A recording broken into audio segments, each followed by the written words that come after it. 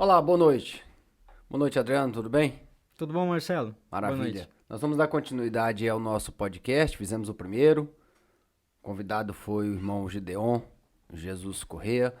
E o intuito é que a cada encontro, a cada mês, a gente possa fazer um para refletir ou para tentar problematizar, tentar trazer a atmosfera do Clube do Livro, que é um evento que a gente está fazendo as últimas quintas-feiras de cada mês, neste mês especificamente no dia 25 de junho, né? Já caminhamos aí para o terceiro capítulo dessa obra do John Stott, Por que eu sou cristão? É uma pergunta polêmica para alguns, para outros chocante, mas de qualquer forma é uma pergunta que merece uma boa resposta, né? E ela já traz em si uma, uma questão para nós, né?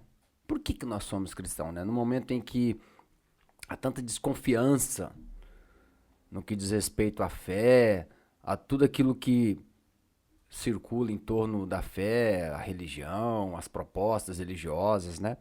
Para que manter esse vínculo, ou essa crença, ou essa fé, ou esse relacionamento com uma instituição que está cada vez mais sofrendo ataques, não que seja uma coisa do momento, ela sempre sofreu ataques, né? Desde quando existiu, desde quando nasceu. Mas assim, a minha ideia aqui, a nossa ideia enquanto comunidade cristã é trazer sempre alguém de nós mesmos aqui, do nosso meio, para conversar, trocar uma ideia sobre esta pergunta, Adriano. É uma pergunta que eu já vou abrir querendo ouvir de você. Inicialmente assim, se você fosse dar uma resposta curta, se isso for possível. Por que você é cristão? Primeiro, obrigado pelo convite. É um prazer, uma honra estar aqui com você, para ter um papo, né, a respeito dessa literatura, dessa obra que a gente está lendo no Clube do Livro. E eu respondendo a sua pergunta, se eu pudesse responder de maneira rápida, eu diria que eu sou cristão por causa da graça de Deus que me alcançou. Muito bem, muito bem. E aí, Adriano, eu fiquei pensando assim, que todos nós temos uma trajetória de vida, né, que nos impulsionou até aqui. E é sempre bem bom, interessante a gente lembrar de como que foi essa caminhada. Você já tem aí, se você puder falar para nós a sua idade, não sei se você tem vergonha de falar sobre idade, né? Não, não tem problema No não. teu caso. Mas você já é um garoto que já passou dos 18 anos. Um pouquinho. Um pouquinho a mais dos 18 anos. Então, assim, como é que nasce esse Adriano que vai se relacionando e chega a este lugar chamado igreja? Como foi essa trajetória? O que marcou a sua trajetória para essa decisão que você falou? A graça me alcançou, né? Em que momento isso aconteceu e como foi esse progresso até esse momento? Como foi essa estrada? Se ela foi bem pavimentada? Se foi estrada esburacada? Que caminho foi esse que você tomou que te levou a essa decisão? Olha, de cara já posso te dizer que foi bem acidentado. É mesmo. Mas assim, eu tive o privilégio de nascer numa família onde os meus pais eram cristãos. Então eu nasci nesse contexto, os meus pais cristãos, e por isso, desde muito novo, desde muito cedo, inserido em contexto de igreja, né, em comunidade.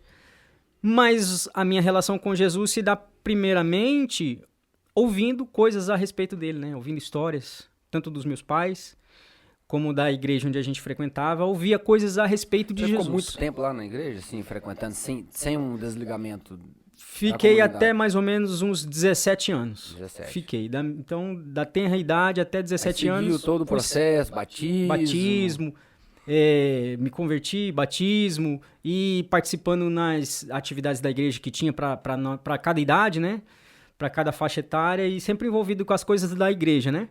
Então eu nasço nesse contexto, onde meus pais cristãos envolvidos em coisa de igreja, ouvindo a respeito de Jesus, um pouco mais velho ali, próximo dos meus 12 ou 13 anos, é que eu entendo que Jesus não é um conceito, não é um estudo, não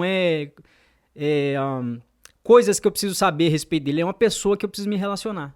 E aí é onde eu entendo essa verdade, essa realidade, e passo então a desenvolver um relacionamento com Jesus, né? Passo por aquilo que as pessoas conhecem como eu recebi Jesus como meu Salvador. E aí começo a conhecer, entender um pouco mais e me relacionar um pouco mais com Jesus a partir daí. E eu ao me relacionar com Jesus, né? Todo relacionamento, ele precisa de manutenção. E chega um determinado momento que eu deixo isso um pouco de lado, né? E na juventude ainda, ali no começo da juventude.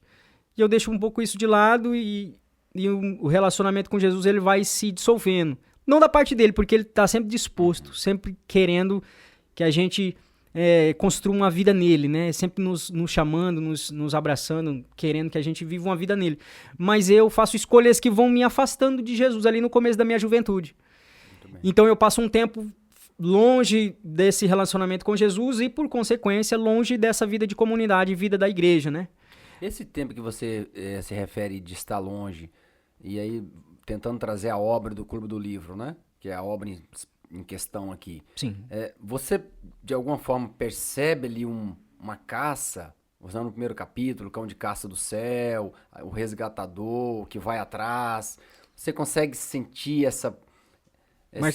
esse chamado, essa provocação de volta, de regresso, de retorno?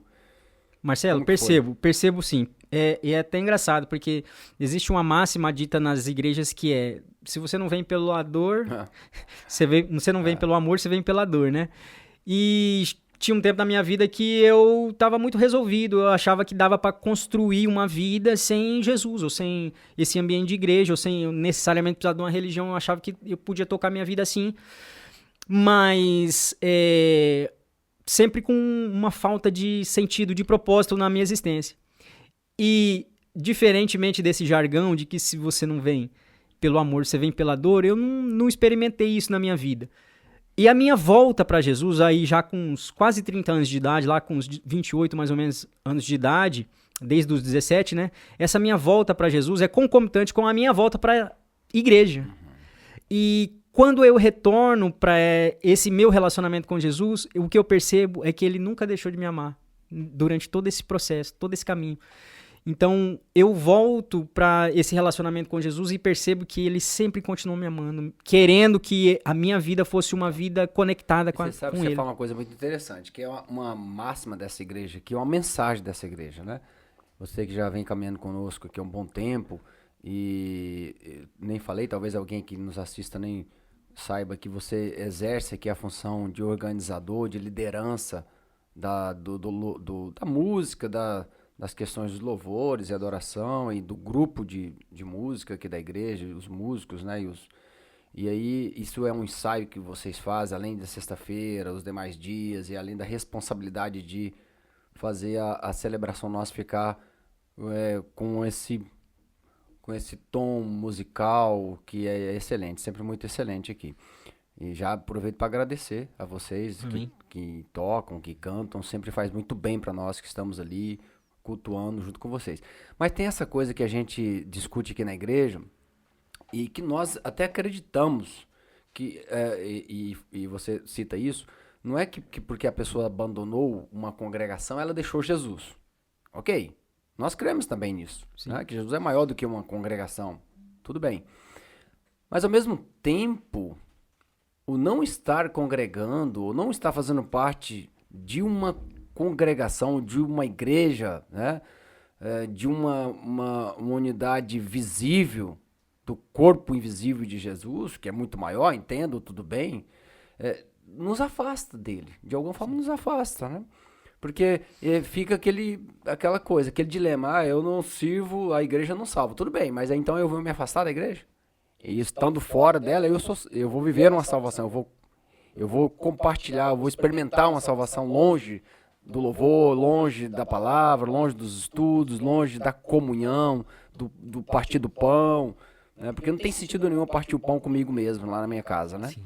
Quer dizer, que comunhão que é esta, né? Mas eu estou identificado com Jesus. Tudo bem, cremos que há uma fé que vai para além disso. Mas eu queria que você pontuasse isso novamente aí, a ideia de que como foi o teu período fora do congregar, fora de estar num lugar como este, que você tem, além do culto dominical, você tem responsabilidades aqui. Nós temos grupo de relacionamentos, nós temos trabalho com homens, você discipula pessoas, você lidera um GR, você tem nessa responsabilidade de que toda sexta-feira eu preciso me responsabilizar com um grupo, liderar um grupo, escolher canções, ensaiar canções. Como é que você vê isso, né? Que é uma fala comum entre as pessoas hoje. A gente não precisa da igreja local, Sim. não precisa da igreja organizada, porque que salva é Jesus. Olha, no meu caso foi catalisador, foi fundamental para minha volta para Jesus eu encontrar um ambiente onde tinha outras pessoas permanecendo, continuando, querendo aprender, buscando Jesus. Então isso foi fundamental. Esse Jesus que desde a eternidade passada quis uma relação com a humanidade e comigo, eu voltei para essa relação com ele a partir da minha chegada na comunidade cristã da região Lagoa, no meu caso, né? Então a igreja foi fundamental para que eu percebesse, inclusive, quando eu cheguei aqui e voltei a caminhar, eu tinha uma ideia de que eu já conhecia Jesus bastante. Então eu tinha uma ideia de que eu sabia tudo que tinha para saber a respeito de Jesus. Mas caminhar com a comunidade, com os irmãos e aprender e ouvir e ser discipulado, eu fui aprendendo que Jesus é muito maior do que eu poderia imaginar. E é um caminho, uma longa jornada numa mesma direção. E a gente vai firmando, vai solidificando a nossa fé junto com os irmãos na comunidade. Muito bem. Eu acho que esse é o grande, né? Jesus é um caminho que não se caminha só, né? Ele quis que fosse assim, assim que é, né? Amém. A igreja é coletivo, né? Coletivo. E nesse sentido tem um espaço. Se naquele momento era os montes, os jardins, o Getsemane, hoje nós temos a oportunidade e a possibilidade de ter um salão, ok. Entendemos que não é templo, mas não por isso somos levianos com o espaço que nós consideramos importante, fundamental para o desenvolvimento da fé, para o desenvolvimento do ministério, não é Sim. isso?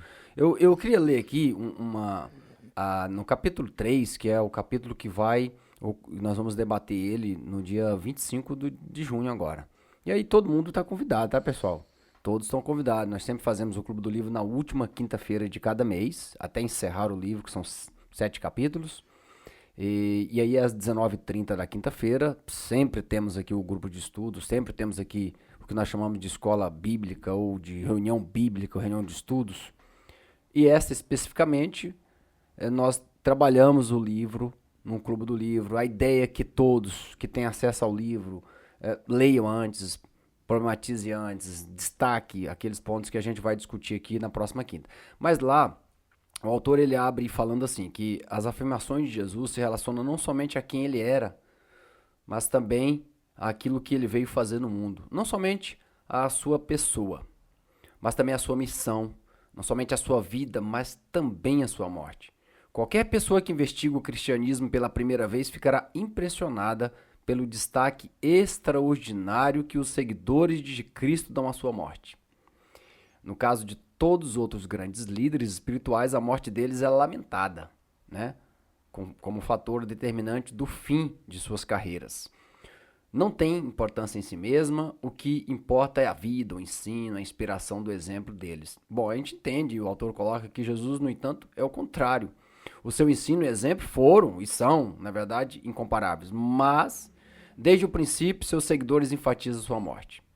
E eu queria, para a gente ir chegando ao final da nossa conversa, como é que você vê essa grande questão de Jesus que o diferencia dos demais líderes, que é essa exaltação, as canções, né? Sim. E aí trazendo um pouco para aquilo que você faz, as nossas canções têm muita inspiração na morte de Jesus. A gente canta a morte dele, a gente se emociona com a morte dele. E uma coisa já aconteceu há tanto tempo, né? Quer dizer, por que nos emociona até hoje?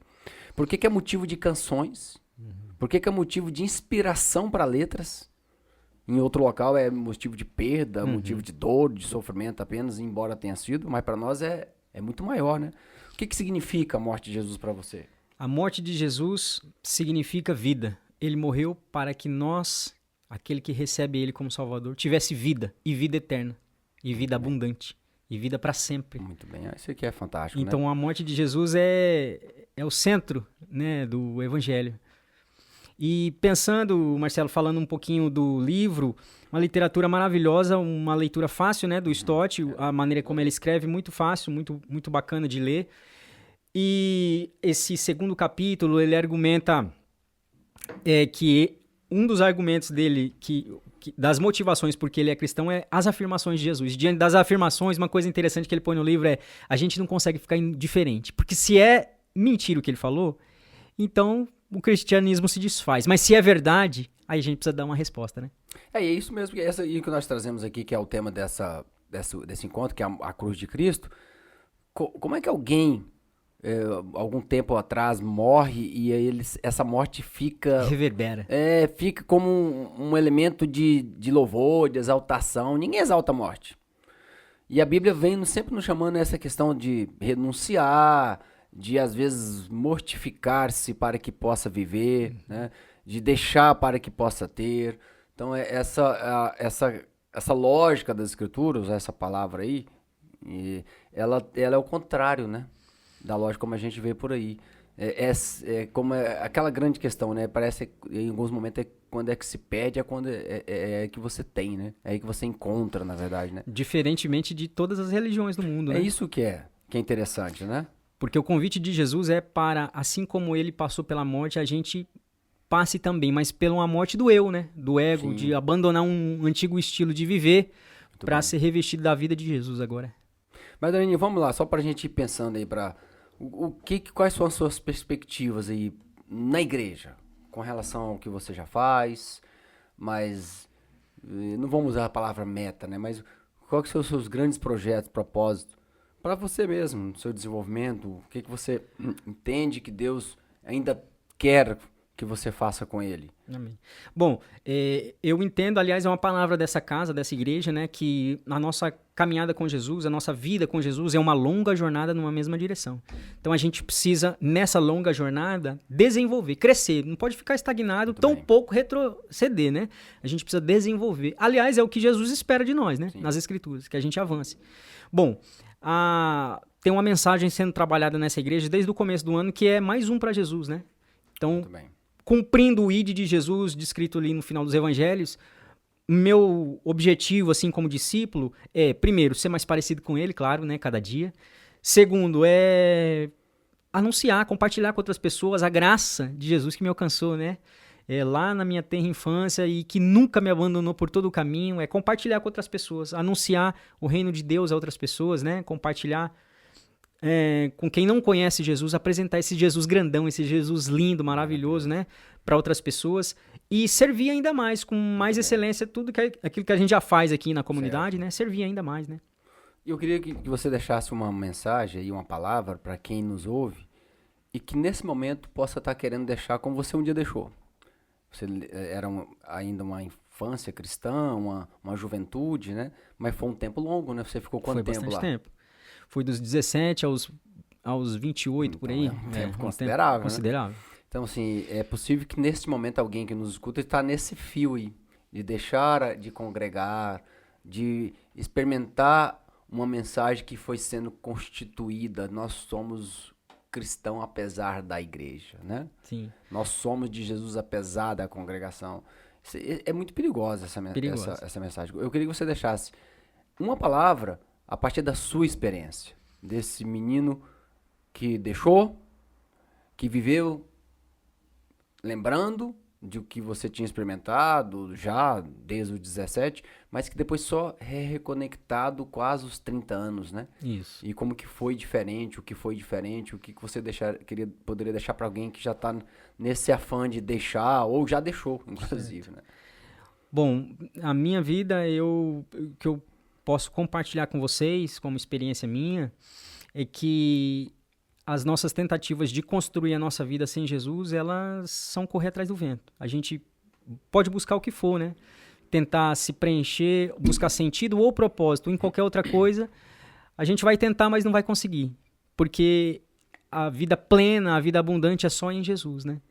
Então, eu diria para quem está nesse meio do caminho, assim, pensando, é que considere construir a sua vida em Cristo, né? Que é quem nos dá propósito, né? que é a coisa mais maravilhosa, mais extraordinária. E aí, por consequência, não tem como ser discípulo de Jesus e caminhar sozinho, né? É preciso uma comunidade, inclusive para a gente partilhar os momentos difíceis que a gente está na caminhada, aqueles momentos que a gente não tem muita certeza ou tem muitas dúvidas. Então, tá num ambiente, numa comunidade, numa igreja que caminha junto, que insiste, que persevera, que olha para Jesus, que quer conhecê-lo cada vez mais, é importante para dar solidez à nossa fé, né, para a nossa jornada, né? Maravilha, Dan. Então fica aí. Fica essa palavra aí, fica essa reflexão. A gente agradece, eu agradeço bastante essa disponibilidade. Eu sei que você teve um dia de trabalho aí, é sempre muito difícil abrir mão do tempo da casa, né, do lar para estar aqui, mas eu fico bastante contente por você ter, desde o primeiro momento que falei contigo, aceito o convite e aos meninos que estão ali fazendo todo o trabalho para que o podcast acontecesse e a comunidade cristã da João Lagoa que abriu espaço, né? Eu acho que a gente só tem muito a agradecer, não nos envergonhamos do Evangelho, porque é o poder de Deus para a salvação de todo aquele que crê, mas vivemos um período bastante terríveis, né? No que diz respeito à maneira como muitos grupos caminham e que causa bastante escândalos, né? A fé e a vida das pessoas. A gente gostaria de ser, no mínimo, uma igreja, não diria melhor, mas uma igreja que marcasse a sua trajetória aqui como aquela que viveu verdadeiramente obedecendo àquilo que Deus espera dela, sendo um espaço para cura, um espaço para o retorno, que outros Adrianos retornem e encontrem a igreja, uma igreja que o acolha, uma igreja que o possa apontar caminhos. Eu acho que é o grande coração nosso, é esse, né? Se seremos grandes, não é o nosso objetivo, né? Nem ser pequeno, queremos ser aquilo que Deus quer que a gente sejamos, né? Agradeço, tá? Obrigado, Marcelo. Tenha uma ótima noite ainda e que tudo que você fizer daí para frente na sua fé seja bastante proveitoso, significativo, que você continue constituindo a sua trajetória neste caminho belíssimo que é Jesus, de fato é belíssimo, né?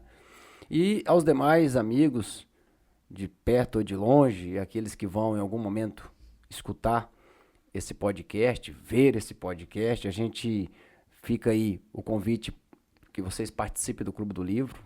É muito importante a gente ler, a gente participar, a gente ter um ponto de reflexão para também apresentar os nossos argumentos, as nossas dúvidas e quem sabe, né, as nossas opiniões. Mas de qualquer maneira agradeço a todos vocês, nesse momento que gravamos é à noite, então é excelente noite, mas assim, e onde você estiver, o momento que você assistir, que seja uma vida excelente para você, desejo tudo de bom, saúde para todos, um ótimo junho para todos vocês, fiquem bem, fiquem todo bem e até a próxima. A próxima nós voltaremos aí com o terceiro podcast. Um abração. Falou, Adriano, muito obrigado, tá? Até mais, Marcelo. Prazer.